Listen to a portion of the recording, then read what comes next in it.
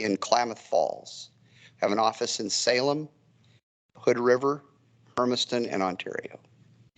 The program has currently, we would like to have, or we need to have more, but currently we have 26 inspectors in those districts total. To be fully staffed, we should be right at 40. We are not having great success attracting and retaining help in those districts. We have 9 managers, from shipping point assistants to the full-blown managers, the principal exec managers. Right now we have 35 laborers which do product sampling, testing, and help the inspectors along. Of those laborers, we're about 40 short right now at this moment, and we have about 30. We could use about 70. So that has been a big issue for us, is attracting and retaining help. Questions? Can you talk about Snake River? Yes, and I think that's an agenda item actually, and I was going to kind of transition that with thank you. So we've done several things in cooperation with USDA. In 1998, ODA began working on a program with USDA that they wrote to help in the fresh sheds. It's called Customer Assisted Inspection, or CAPE. That program is cooperative between the states and USDA to provide federal inspection on product, but to utilize the staff that is hired and maintained by the facilities, trained and overseen by USDA and ODA. There are 5 states using that program right now. ODA has the biggest portion of those. So that helped with labor, and it lessened the cost of inspection for our customers. As labor got tougher, we started searching in other areas, and in 2007, the Ontario office here partnered with Snake River Correctional Institute. I believe the measure was 2017 that came out that asked state agencies to work in cooperation with each other. And so Snake River Correctional Institute and the Commodity Inspection Division of ODA partnered and put together an adult in custody labor program. So since 2007, we've been bringing an adult in custody crew and an officer to help at Heinz Foods with the processing. And when I say help, they do the majority of the processing work. We just have not been able to get help there. As a matter of fact, we don't have enough currently. But that crew comes and does all of the inspecting. They do anything from specific gravities and bruise-free to sorting and grading to hyster driving. It's been a great partnership. The partnership isn't just beneficial to the industry and to ODA either. So of that program, ODA goes in, we go into the facility and we interview those adults in custody and choose them for the positions. That a lot of times these folks have never been to a job interview.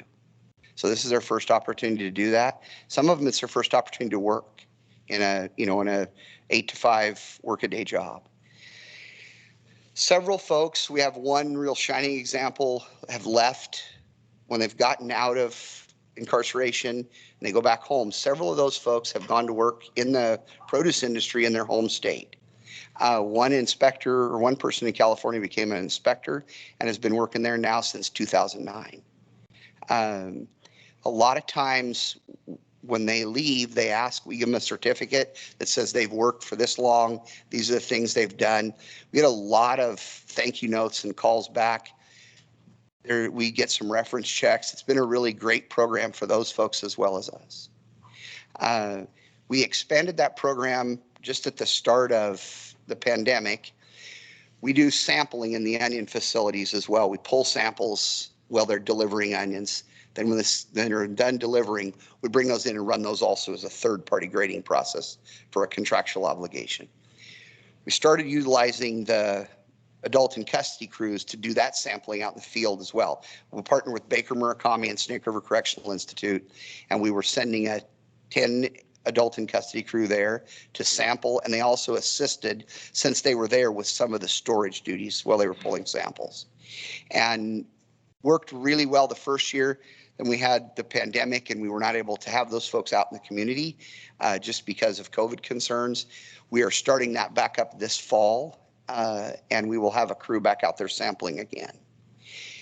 We utilize the adult in custody crew in Hermiston, Oregon as well. We have them come to the Hermiston office and they do inspection of garlic and onions for dehydration and onions for processing as well there. In Ontario, we keep that crew year round. So we utilize those folks all year long at the Heinz facility. Part of the year, they're 7 days a week. The rest of the year, 6 days a week. Hermiston, they utilize them from about this time of year until the middle of November. We have engaged with Department of Corrections and are working with Two Rivers right now to start another project to have those adult in custody crews trained and come out and walk fields for seed field inspection, white rot certification, and high volume commodities like garlic, carrot seeds, some of those kind of things. And we're hoping to have that kicked off by next summer.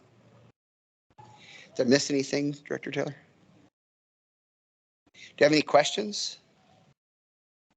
I have a question. How do you train the people to do the inspections? The adults in custody? So we have training aids, we have PowerPoints, we have paper documents. We actually go to the facility and do a training. I will tell you that we do these trainings both for the adults in custody and the folks we hire off the street. Rarely do you get any questions when you do these trainings, when you're training folks for the folks off the street. We can get a training done for a general crew in about 4 hours. Usually we go to the prison, it takes 8 or 9. There's a jillion questions. Most of them have read all the information before we get there. And generally I leave there with some questions that I have to go back and research to answer. But we do that in the classroom training. Then we bring them down and work them at the facility and do on-the-job training with them. The other piece of this is that they are working under, the ones in Ontario work under my federal license for inspection, the ones in Hermiston work under Pete Valise's license. So USDA comes in and audits their work and oversees what they're doing as well. And they have had nothing but rave reviews, and other states are trying to pick this program up currently. Did that answer your question? Any other questions? Barbara Boyer. So you mentioned the shortage of inspectors. Is there a certain location where you're really? Yeah, right now our biggest need is in Medford. Okay. We've been trying down there for a little over 2 years now. And Susanna's worked on that project with our manager there, Rhonda Murray, and myself. We just have had no luck. We're on our 9th failed recruitment there. Miguel Lopez. So with this program up and running and having access to Snake River, and haven't heard the groups talk about the region yesterday, if you guys didn't have this program set up, how far back would you get at the height of the season for inspection? Yeah, so I can tell you exactly, because we did not have them the last 2 seasons, and we borrowed help from other state programs. The local CAFO inspector, Hillary Collingsworth, worked in commodity for over a year. We got as far behind as 6 months. Quite a bit. Yeah. So we had, and the applicants here were wonderful. They refrigerated stuff, held stuff, and worked with us to the best of their ability as well. We were 6 months behind at one point. We just don't get behind when we have that help for the adults in custody.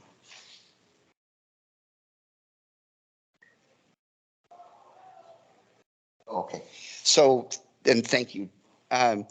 We also we do use WorkSource Oregon as our main source of labor. We utilize those offices across the state, and they've been helpful. They, like everyone else, are very, very short of labor. We just can't get help. They don't have help to provide us. They are currently helping us with the new state hiring system, and they're walking folks through that system for us to put them on the payroll. During the pandemic, when we were really, really short of help, we got approval. The director's office worked really hard to get us approval to use some outside labor contractors. We have 2 in Hermiston and 1 in Ontario, and they've been really helpful.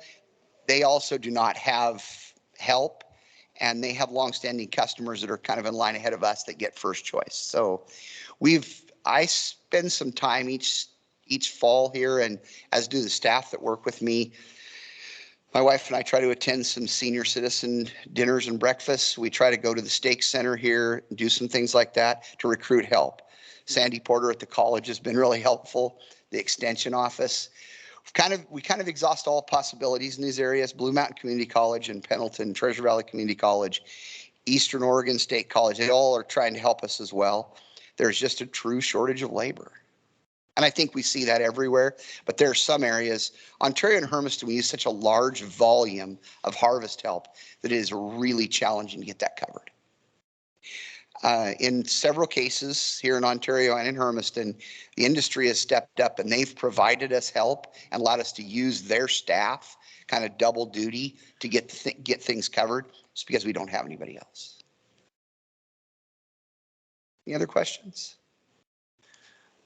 I don't have a question. I just want to publicly acknowledge you you guys both being inspectors and laborers, and I know you're feeling the brunt of this shortage, so I just wanted to say thank you. You're welcome. And the idea is to keep this running and keep the industry moving. I know that Director's Office, Lauren, Alexis, Jonathan have worked really hard to try to get us alternative methods. The industry has been a huge partner in this, as have the other programs at ODA. And the loaning of staff, like I say, I can't sing the praises of our local CAFO inspector enough.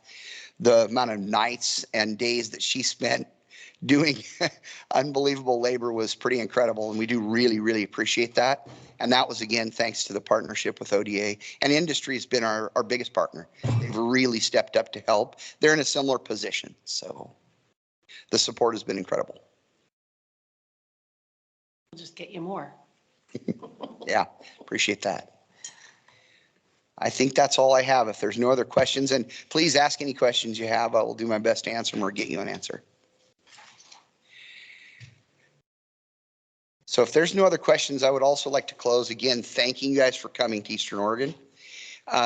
Really appreciate it. I hope it's been a good trip, and please, I hope you come back. If you're ever in the area, please stop or say hello or call. And if you need anything, let us know. Thank you very much. Thank you. You're up, Casey. Casey, you're not done yet. I was trying to escape. You did such a good job too. It's hard to stop you. So I wanted to visit about the grasshopper suppression program next. So I think Lauren was going to join me for that, correct? You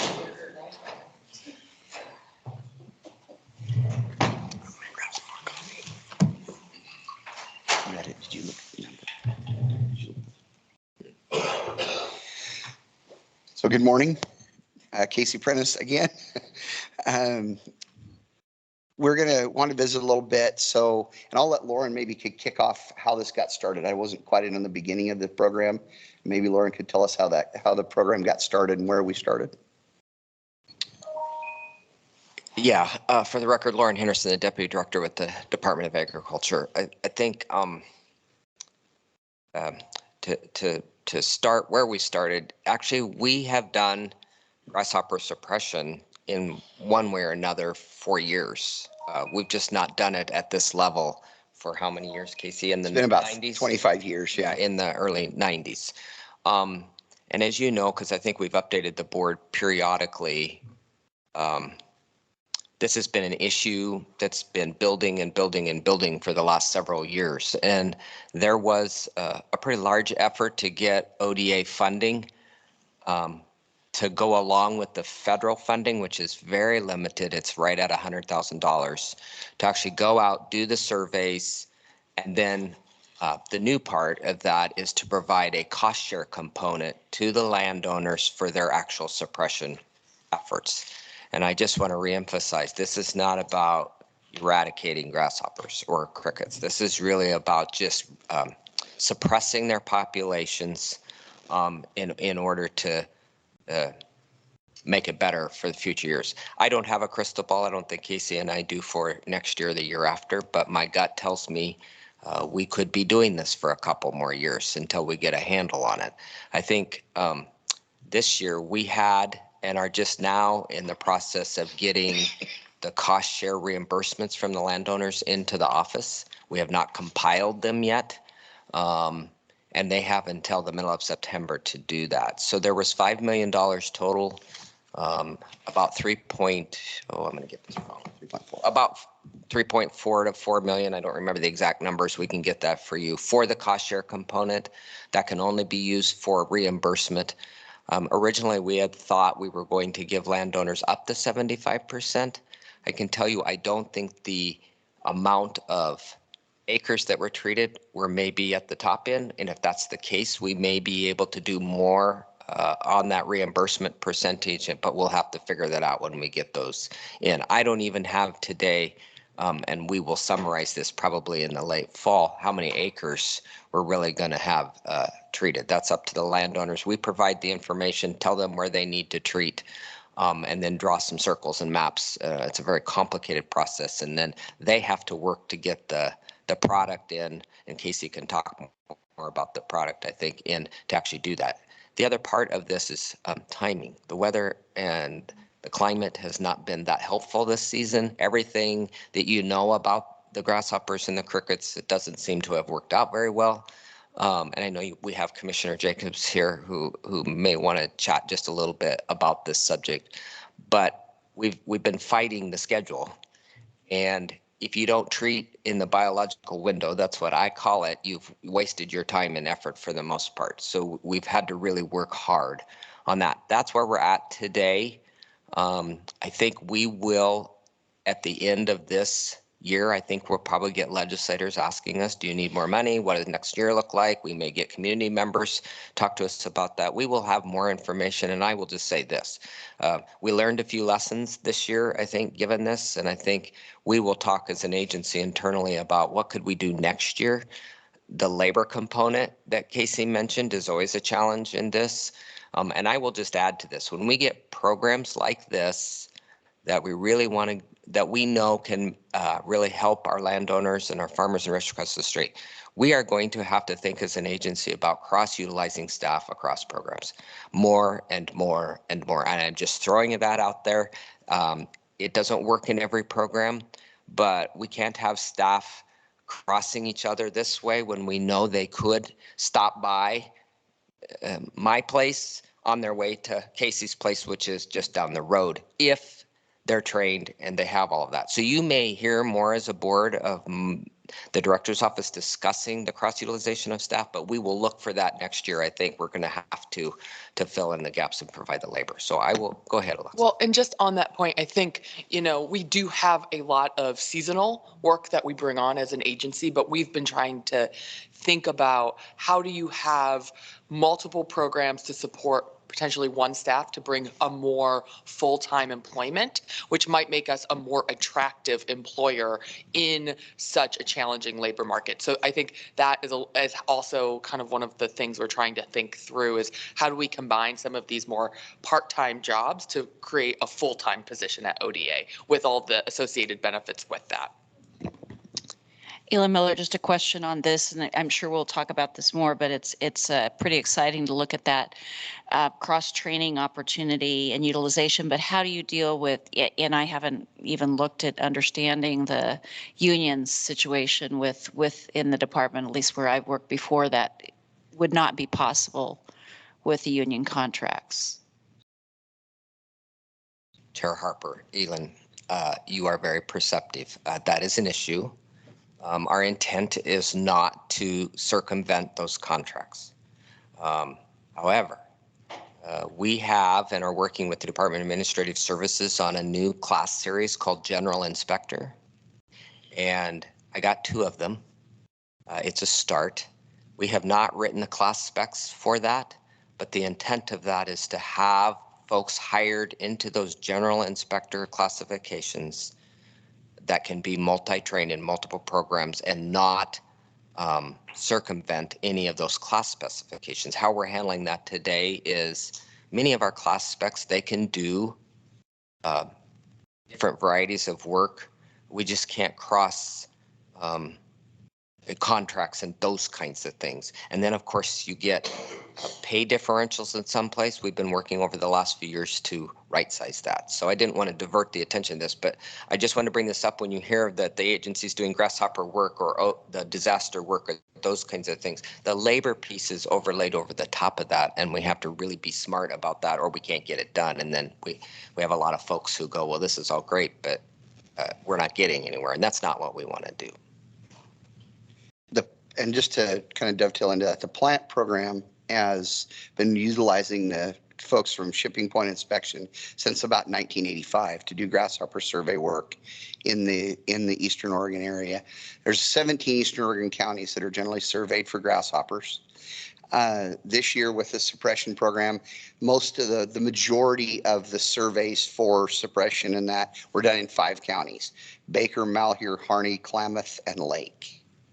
So we have offices in some of those locations, Klamath and Ontario, and it's really central. Like I say, that has been a partnership since 1985 that I'm aware of, when Dick Jackson came on as the rangeland grasshopper person in Eastern Oregon. So it is longstanding, and it's been expanded on each year in other programs and by other programmers. The executive team at ODA has been great about working through some of that and helping cross-utilize folks where possible. The only other thing that I would mention, and I want to give credit to our staff, Todd Adams, who's been the grasshopper lead for the plant program, working under Casey as the manager over here. But this kind of suppression effort only works when you get everybody participating. It doesn't really do, I mean, it's helpful, but you really want to try to get contiguous places so you don't have one and then you don't have anything, because the grasshoppers and the crickets don't care about your property lines. And so that's been a big focus of this, is to try to get that. And I will just couch up by saying the timing has not helped us this year. And the costs are significant to landowners. I think I've heard as much as $10, and you can imagine with inflation where it's at today, that has not helped. Labor costs and those kinds of things. I don't really know what the actual suppression number is, but when you've got 10,000 acres or more big swaths of area that you have to treat, that's a very big, which is why the cost share piece is so important, I think, and give a lot of credit to our legislature and them for allocating those funds. And I would dovetail into that and say that right now, and part of the reason we don't have any final numbers is because today they're still surveying, and there's still a couple of suppression programs or projects underway that they're working on. And Lauren mentioned Todd Adams done a great job. Todd is still creating maps for that and getting folks information. Mostly due to the cold, wet spring, and we had some flooding. So as those flooded areas have begun to dry out, we're still having hatching occur. So the chemical that we utilize for this, Demelin, the ranchers are utilizing, is still effective on those nymphs that are coming out. So, the other thing I would say is it had a team of grasshopper scouts that did 100% of the actual physical on the ground work, and they deserve a ton of credit. I know one of them told me the other day that since the last week of April, he's been home 2 weeks. He's slept in his own bed 2 weeks. The rest of the time he's been on the road somewhere. So a lot of effort goes in from those folks as well, and they do all the work. So it's very much appreciated. Miguel Lopez, so staying in that bandwidth of NIPS and suppression, have you guys looked at beneficial insects that could get them at that stage as well? So USDA has a really large rangeland grasshopper program, and they have been working on a lot of different funguses and things. And I do not know, we've pulled samples for them, sent stuff into the labs for them, and that is an ongoing process. Currently, I don't know that there's anything that they're using on a large number or large scale, but they are working on that, yes. Barbara Boyer, that was one of my questions too about biocontrol, but how many acres are needing treatment? This is a great question. I don't know, or I can't give you that number. We can talk about it, and when we get the final numbers in for the final survey, we can get you some information there. So when we started the discussions about this, we were looking at upwards up to potentially 1 million acres. We didn't come close to that, I'm sure. No, we didn't. And that was the discussions with our federal partners on federal lands. And then you have landowners, of course, that are like this with those lands. And so trying to coordinate some of that. But I don't think we'll end up with 1 million acres. I think we might be 200 or 300,000 acres, maybe. Yeah, maybe. But we'll have better numbers maybe when we meet with you all in a summary when we get the data. The data is literally being collected now. And then we're still doing some surveys. Casey, you might talk to them about post surveys? What those So the are for? efficacy checks. So after treatment, we've sent folks back, sent the surveyors back, and they've coordinated that to come in and check and see what the efficacy of that treatment was. That's a little bit of a tough thing because grasshoppers don't stay in the same place all the time. They do move. And we will have in November when we meet again, some information on those checks. But that has been part of the process, is to make checks and see if there was any effect from the treatment at all. So we'll have that information as well. And again, there are still folks out surveying today, and quite a few of them. So it has been a longer process than normal. We just kept extending the end date because the program just kept taking longer and the weather did not cooperate. Luisa Santamaria, I have a question. When you do the survey, what do they do? Just do they have a map where the areas that are looking? So we get a call. I know Todd Adams and Chris Beneman and some others worked on Jake Bodart before he left, worked on a digital reporting system. So you log into a website, put your information, your location in. That goes to Todd Adams, who's coordinating this. Then he sends a scout to that location. So one of the staff in the field, and they go in on a map. They've got a GPS, and we've got an electronic system for that as well. So as they go through, they were stopping every half mile. They count them? And they count. So you visualize a square yard out ahead of you, and as you're walking to that, you count everything that hops out of it. And a lot of times, so folks all do it a little bit different. Sometimes you try to envision a 1 foot square if there's a lot of them, and do that 9 times. We get a lot of numbers that are too numerous to count, which is generally in that little over 200 per square yard. I have several questions, but one more. What is the damage they do? Can you have data? Do you have data about the damage they cause? So I don't know that we have data, but they will completely slick off an area. It'll look just like this tabletop. And the nymphs are the voracious feeders. So those first 5 instars, they're the ones that are feeding all the time. And they do the most damage. But go ahead. Well, I was just going to add, and with the ongoing drought that we've experienced, it exacerbates the issue because there's less forage out there for livestock, and now that forage that is available is getting eaten by the grasshoppers or the crickets. So it really compounds that for our ranchers. And like I say, we saw areas last year by the end of summer that the grasshoppers had completely devastated. There was not feed left. And like a hayfield, they'll get in a hayfield and take it right down to the ground. The crickets are worse. Where they travel, you can see where they've traveled. They eat everything. So they're all voracious feeders. Something that Lauren touched on, there is a federal component to this. USDA APHIS does have a program.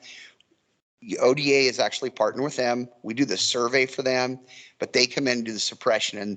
And the IPPM folks worked with the USDA folks to do some cooperative programs in the Jordan Valley area. And USDA came in and treated some federal lands as well as some private lands. So those programs do work hand in hand. Ela Miller, so is Dimilin really the only thing? You said it was still effective and just as an exoskeleton sort of thing. And I assume, Instar 1, 2, and it gets higher and it's less effective. Correct. But are there any other opportunities? Because I also worry about, resistance and other things too.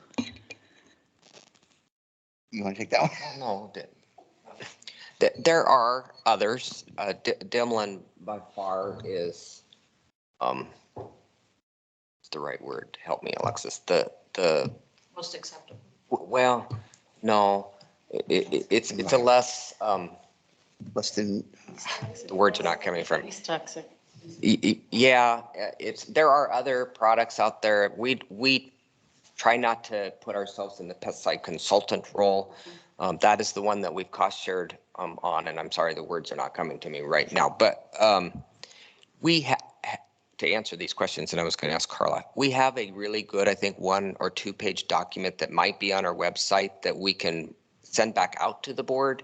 And it has some of these questions about it. There's a really good document, and if it's not out there, we'll add to it so everybody can see it, about the economic threshold numbers, which are actually very interesting, and then the biology of the grasshoppers and crickets and why we're doing what we're doing.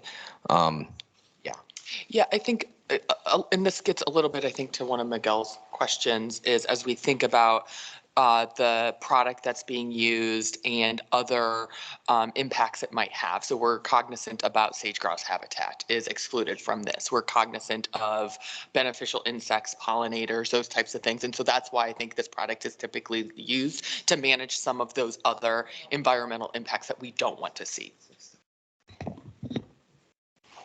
and the other thing is if farmers and ranchers did not want to participate in the cost share program, still surveyed for them, gave them the information, and they could utilize something else, another compound if they chose. And they worked with their applicators to figure that out. So are there other questions? Just to wrap this up, I'm pretty sure this will come back up again for next year and the year after. Any of the dollars that we have left over from the cost share will revert back to the state general fund. I actually think we're going to have enough dollars possibly to fund our staff to do the surveys for next year. We're going to have to really look where we ended up this year. I think we had enough. I call it on the administrative side, which is not really administrative, but it's non-cost share, to actually have staff out there really helping and looking. And we'll take the information that we have this year and where the issues were, and that'll be obviously our starting spot for next year. I think we're going to have to get used to this. I hate to say this. We're going to have things like this where there isn't anything that you don't push here and something comes out here. And that's where we're at. And I think with our changing climate and everything else that's happening around us, and of course, water is driving a lot of those kinds of discussions. And it's a good thing that our legislators, and I think you're going to hear from the commissioner here in the public comment, that we have leaders that are out there concerned and really bringing those issues forward so it can be good discussion, and then involving partners like our state agencies and our federal partners. I know our federal partners have a little bit of an extra challenge that we also could have too, and that they have a current, I don't know if they got past their lawsuit on their program. Which when that happens, it kind of stalls everything and they can't go forward. We went ahead on our side because it's private landowners and not public. So there is another component to that, and they work through that. But they've been great partners. They loaned us how many ATVs? 5. 5 ATVs, big quad ATVs for our staff to use. They had them and we went up and picked them up all over, and we'll be returning those. But that was a huge help. And the Bureau of Land Management has been involved and helpful as well.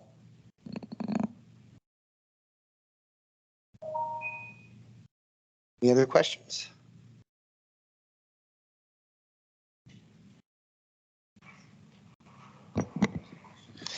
Do any of our virtual board members have any questions? Dean Simonich, Chad?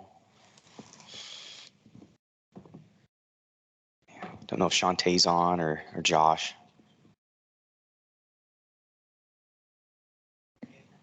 And yeah, it's okay if not. All right, well. Thank you. Yeah, you're welcome. Thank you. Again, thanks for coming. Well, so we're ahead of schedule here. Our public comment scheduled for 9:45, and want to kind of keep that hard line because we do have some public comments. So I think we'll start our break now, and we'll reconvene for public comment 9:45.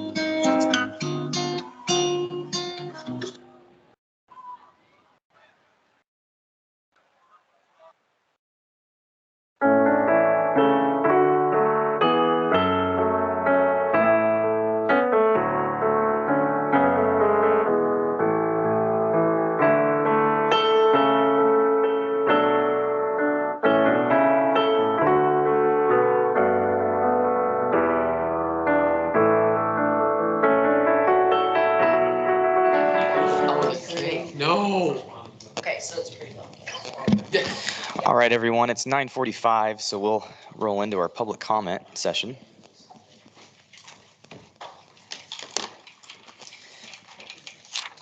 So normally we would start with individuals that are joining us online, but we only have one in person today.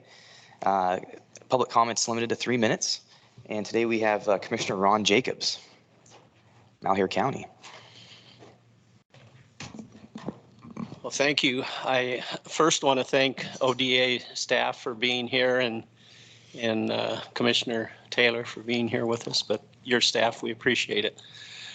But particularly, I want to thank the board for coming. I know that it's a lot of work to serve on these boards, and you spend a lot of your personal time doing it for free gratis, and we appreciate that. And want you to know how much we appreciate you coming all the way over here to the Eastern Oregon. It is a long ways. We recognize that, and it is hot. We're sorry for that, but we appreciate you being here. Thank you, Chairman Harper. We have a number of issues, I guess, that I would just like to address for a minute, and that is, after listening to Casey and to Lauren, it's really been helpful for me to hear them. And I also talked to Todd Adams yesterday on the phone for some time, and he filled me in a lot on the grasshopper and the cricket situation.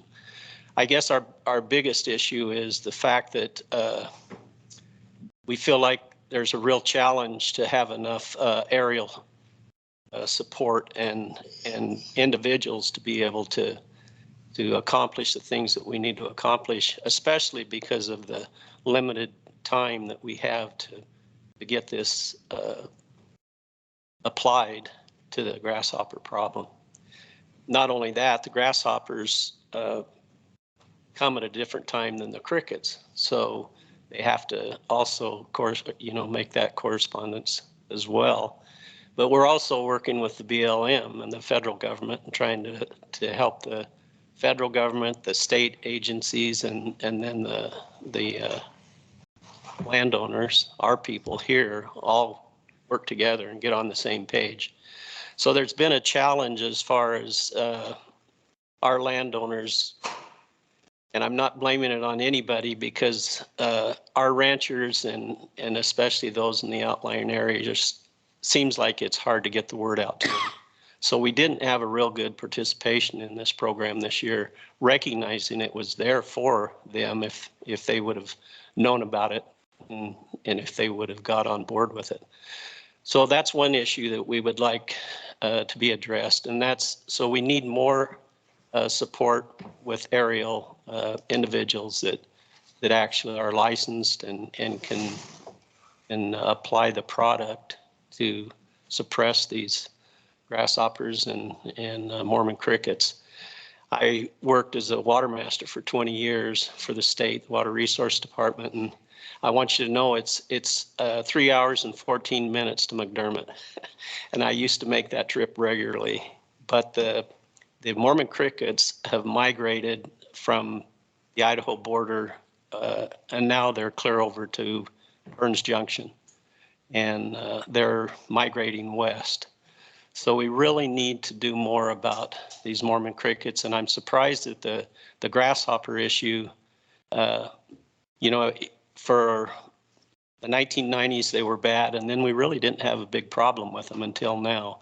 But it seems like it's getting worse every year now, and so we really need to jump on this and get this taken care of. But those are the main issues that we have. That we need to make sure that we get the word out to the farmers, the landowners, the ranchers, and then we also need to have more support with individuals that can apply the product and help us there. But we do appreciate all that the ODA has done, and we hope that we can work together and potentially, I know they're not trying to totally suppress the grasshoppers or the crickets, but we need to definitely knock them back, because it's gotten worse this year than it was last year.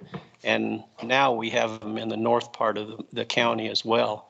It's mainly been in the southern part from Jordan Valley south, or at least south of Adrian and on down to McDermott. But now we have it in the northern part of the county up towards Ironside. And which is towards John Day from Vale, but yeah, we're just seeing more and more of them all the time. So I'm hoping that I appreciate all that's been done, and I'm hoping that we can continue to do more to try to suppress these pesky insects. So do you have any questions? Or? Barbara Boyer. So the outreach part, do you have any suggestions? Not really, although Todd Adams told me yesterday that they're trying to ramp that up a little bit better so that they can get that information out to the individual landowners and the ranchers individually, and not so much just through other means that they've been doing it. Okay, thank you. Okay. Elin Miller, Commissioner, you mentioned it sounded like you're lacking an aerial application. Was I understanding that correctly? I mean, you can get product there, but maybe not get it out. Yeah, we don't have very many people here right now that are capable of flying that on. I just talked to Deputy Director Lauren, and he mentioned that he's going to check in to see if there's some cross. Come over. Yeah, cross over from other states or whatever, if that's even possible. Not sure if it is or not, but that is one thing that okay, thank you. Mentioned.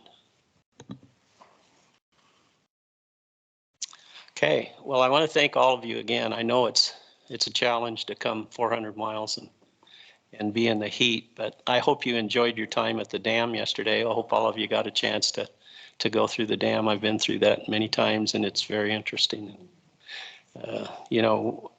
It's not just the insects now, it's the drought that we've been having. We had farmers that ran out of stored water July 20th on about 55,000 acres over here. So thank heavens for the Waihi project. It services over around 120,000 acres, but they're going to have a full season, and we're sure glad of that. But thank you for coming. Thank you. Appreciate it. Yeah. Thank you, Commissioner Jacobs. Well, that wraps up public comment for today. We're on to agenda item 10, and that's a board work session for the 2023 Board of Agricultural Industry Report. I guess it's not completed yet, but. Good morning, this is Carla. Since the last meeting, I've started a draft, taking your input on the subjects in the key industry issues that you wanted to talk about. I don't have a draft completed, but I will have a final draft for you at our hopefully prior to our next meeting, so you can finalize that. And we will still get a published date by December. I'm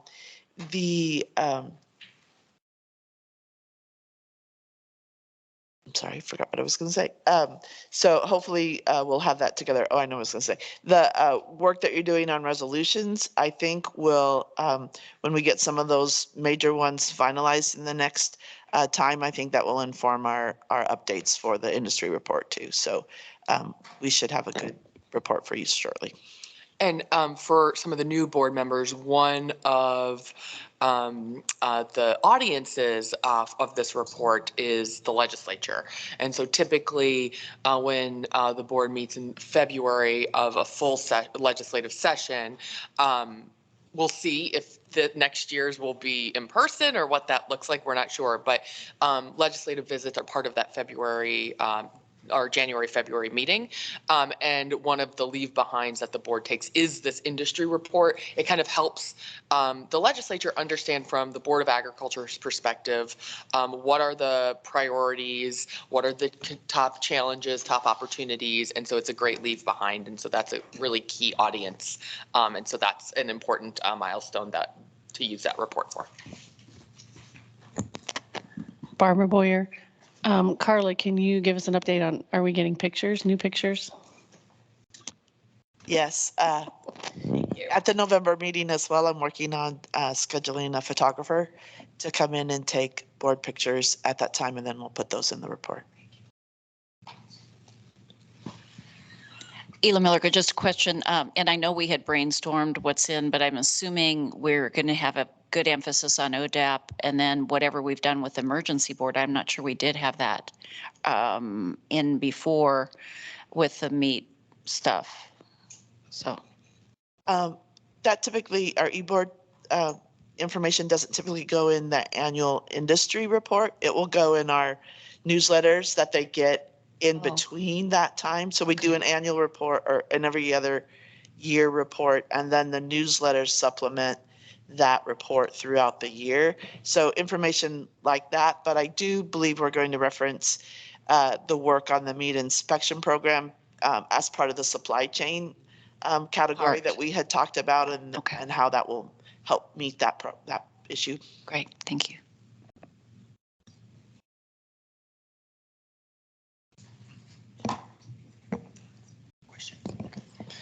Yeah, I want to check with our virtual board members, Chad, Dean Simonich, if you had any questions, comments on the industry report.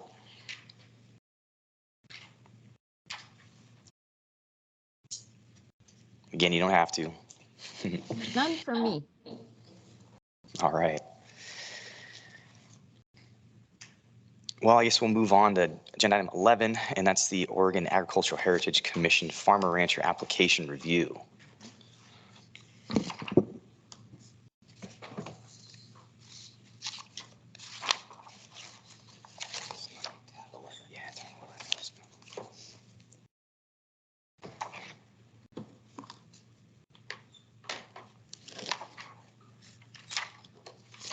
So in your packets under tab 11, you'll see that you have two applications that were received for consideration for the farmer rancher position that is becoming available in January of 2023.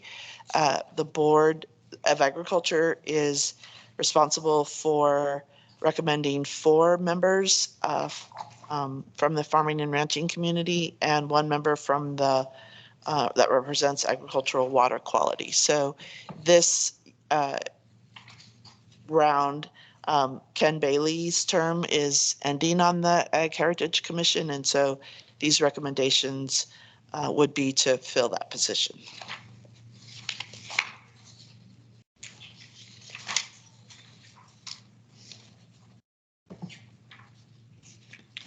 I don't know if board members need a couple minutes, want to review the applications if you haven't had an opportunity, or if you're willing to kind of start the discussion. I defer. I mean, we're well ahead of schedule, so if you need a couple minutes, you can have them. Okay.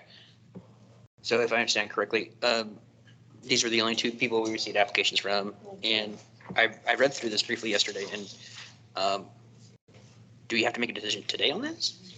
Yeah, we do. Okay. No, there's only 2. There's 3? Yeah, there's 3. Yeah. There's 2, yeah. Yeah. And so just how this works, the Board of Agriculture makes recommendations to the Oregon Watershed Enhancement Board, who then ultimately selects them. And the Oregon Agriculture Heritage Commission actually resides kind of under OWEB. And so other agencies also, their boards or commissions also make recommendations like ODF and W to make sure there are kind of fish and wildlife conservationists being represented on the OAHC as well. Okay. So you have 2 applications, one from Gary Horning and one from Laura Masterson. Yeah, so Mr. Horning is a longtime farmer out of Salem, right? Corvallis. Thank you, sorry. No, those are references. Just reference? Sorry. Jeez. Sorry. So I think what the confusion is, you have 2, but they also have to provide references. So if you look on this first application, Jessica McDonald, Stan Gregory, Terry Ross, those are references for Mr. Horning. Yeah. And then he also has some letter of recommendations, or 1 letter of recommendation from Kelly Beamer. Laura Masterson, she also has references and her own letter of recommendation. So you have 2 applicants with supporting materials here in the packet.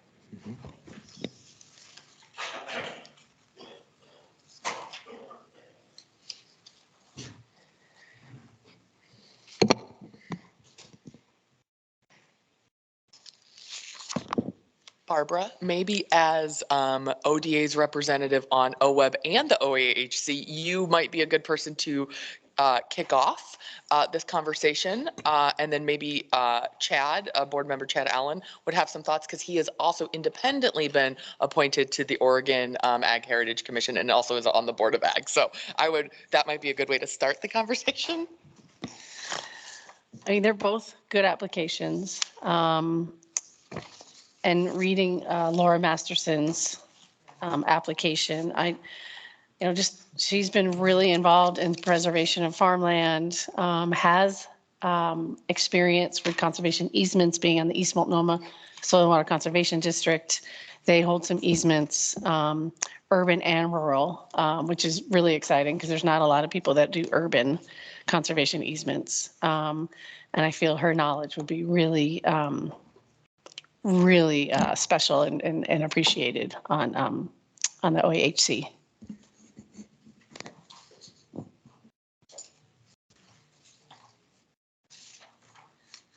Chad, do you have anything you want to add?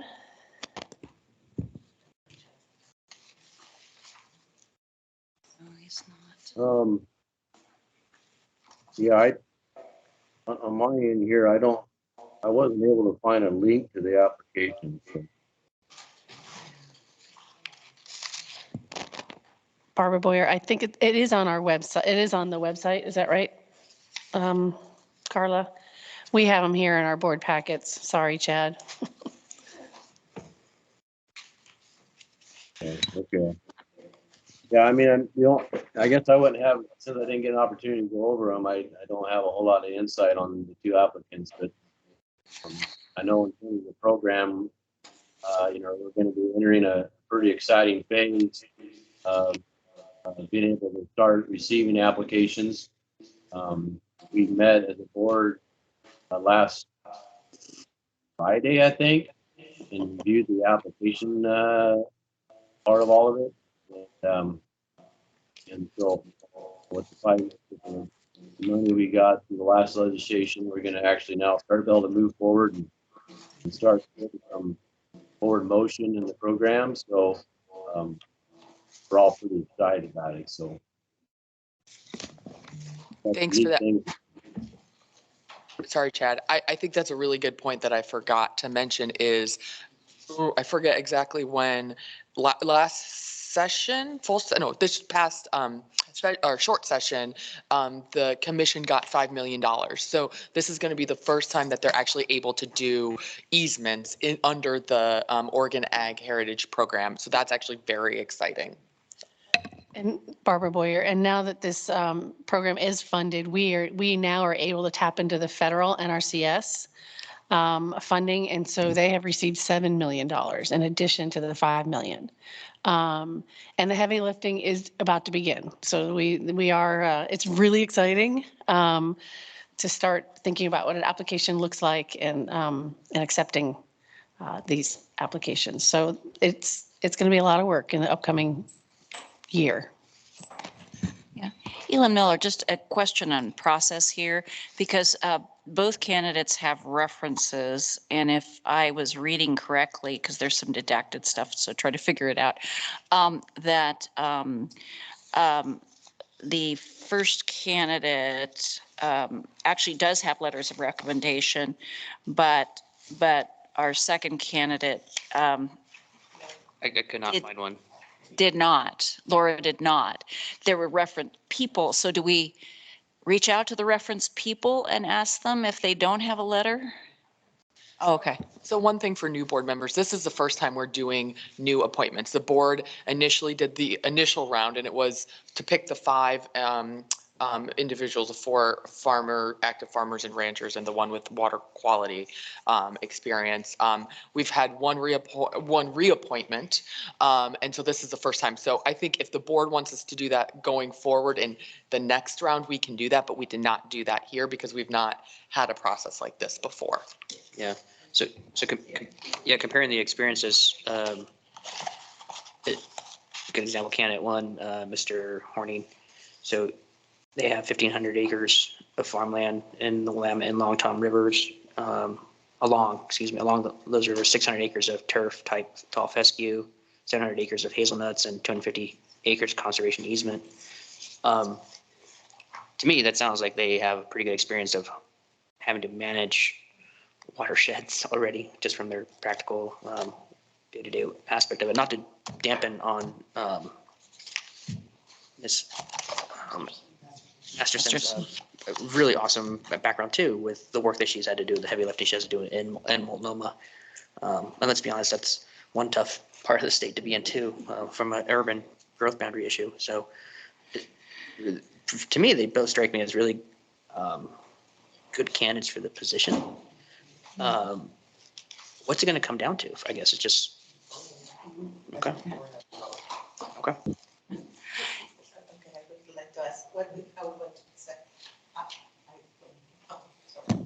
Yes, how is going to be the process to decide or choose the person?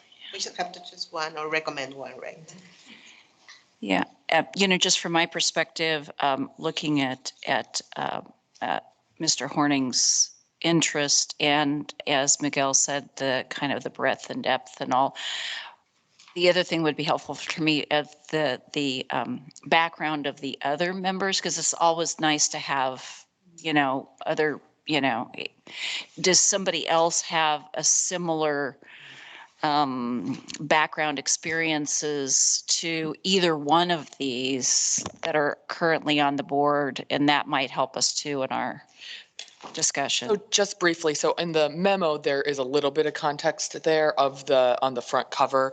Chad Allen, obviously dairy farmer from Tillamook area, also on the Board of Agriculture. Doug Kramer from the St. Paul area, blueberry farmer. Woody Wolf is a rancher from the Wallowa area. He has experience. He has done conservation easements. I've actually toured his operations. Really interesting what they've done there. And so if you're ever in the area, I highly recommend reaching out to see and talk about his conservation easements he's done there. And then Lois Loop was the individual in the ag water quality position that the board had to recommend. And she was a former, was it FSA or NRCS? I can't remember. FSA employee. And she was retired, but she had a lot of experience with the agricultural community on the ground work and water quality. So, and Barbara, I'm sure if there are others on the commission outside of the agriculture. I don't know if that you want to bring forward, but those are the ag kind of backgrounds that we have represented here. What was Ken Bailey's background? Cherries from the Dalles.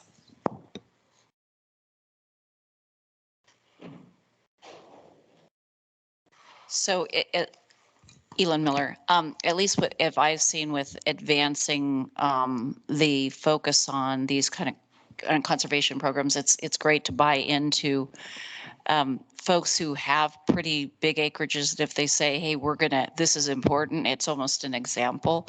So I lean to Gary, but I'm also open because I was impressed with the other background too. So.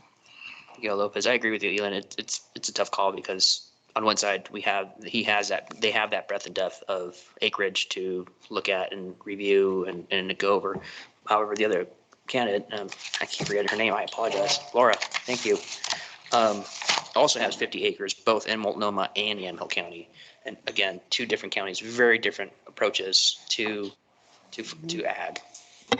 I think one of the things to also think about, and I would welcome Chad or Barbara's perspective on this as well with experience here, is the easement that potentially could come from some of these dollars, the 5 and now the additional 7. There are different development pressures in different parts of the state, right? And so farming in Laura farms in Lake Oswego and then Grand Island. The development pressure there is very, right, when you think about that. But then also Mr. Horning has experience doing an easement. And so there's working land easements, there's the conservation, the fish and wildlife habitat component to easements as well. And so I think the board, think about it also, not just them as applicants and their experience, but also those different development pressures in different parts of the state. And is there a perspective that would be, that the board believes would be, or that you as board members believe would be helpful to have in those conversations as they're looking at $12 million? I would bring that perspective, or think about it that way as well. Yeah. Sorry, Randy Savati. I think that's kind of the point that I was going to bring up too, is I think, looking at who's on the board right now, we've got Doug Kramer, we've got a couple others that I think have that large acreage that kind of have the same skill set, if you will. Whereas I really do think that Laura, she brings that urban kind of a